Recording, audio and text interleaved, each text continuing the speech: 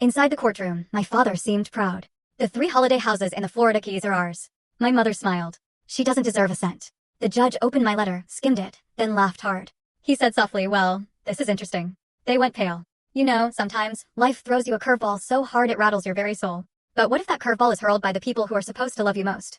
What if they stand there, smug smiles plastered on their faces, lying through their teeth to a judge, all to steal what was rightfully yours? That day in the Miami-Dade County courtroom, I watched my father, Robert, lean back in his chair, a sickening smirk playing on his lips, while my mother, Patricia, meticulously smoothed her designer dress. They'd just declared to Judge Thompson that the 3 vacation homes in the Florida Keys, worth over $2 million, belonged entirely to them. Dad looked positively proud as he announced I deserved absolutely nothing from my grandmother Dorothy's estate. And Mom? Her smile twisted into something vicious as she added, "Jillian abandoned our family years ago. She earned 0 inheritance." My heart hammered against my ribs, a frantic drumbeat of dread and anticipation. Because the judge held an unopened envelope, the one I knew contained the evidence that would shatter their carefully constructed web of lies. As his fingers broke the seal, I knew, with every fiber of my being, that this single letter would expose their fraud forever. And, honestly, it made me wonder, what the hell kind of family was this anyway? 6 months earlier, I never would have believed I'd be sitting across from my own parents in a courthouse, fighting for justice. It all started when my beloved grandmother, Dorothy, passed away quietly on a rainy Tuesday morning in March.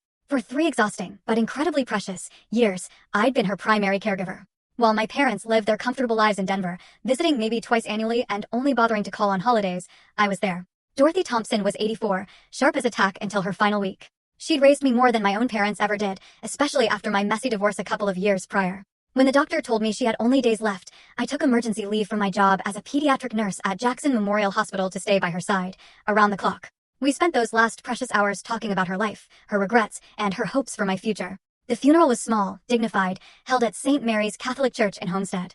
I arranged everything myself, of course, because my parents claimed they were too grief-stricken to handle the details. That should have been my first warning sign. Robert and Patricia arrived from Denver the night before the service, bringing with them an expensive-looking attorney named Bradley Hoffman, who carried a polished leather briefcase and wore a suit that probably cost more than my monthly salary. During the reception, while I was accepting condolences from Dorothy's neighbors and friends, I kept noticing my parents huddled in whispered conversations with their lawyer. They kept glancing my way with expressions I couldn't quite interpret. Something felt wrong, but full story on the channel. Link below. Click now and watch what happened next.